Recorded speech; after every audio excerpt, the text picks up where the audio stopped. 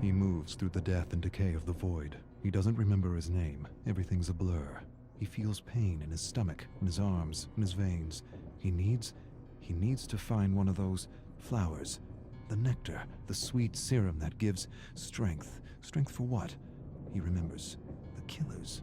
Experimenting on them. Why? Why was he experimenting on them? He doesn't remember. He caused a lot of suffering, but he doesn't feel remorse. He doesn't even know if he should feel remorse. He doesn't feel anything but an ache in the pit of his stomach for power. He has flashes of the doctor, his screams, his agony, turning the tables on him, experimenting on him like he had done with so many others. Where? Not here. Somewhere else. Another world.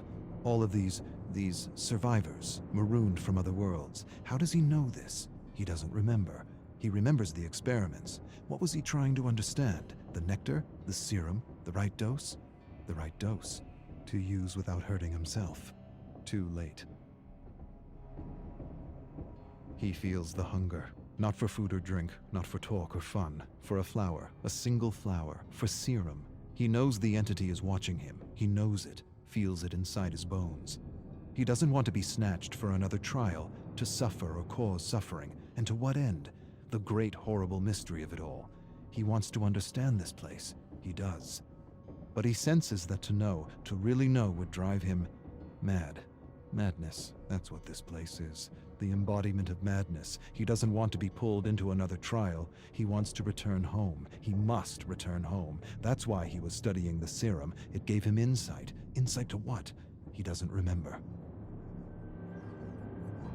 Home. He doesn't even remember where home is. He only remembers the void. Hundreds, maybe thousands of discarded survivors. Not dead, not alive, something else. Alive but dead inside. Burnt, emotionless, useless to the entity. He remembers rising from the void, finding a flower. Had this flower been his salvation? Had the flower been his way out?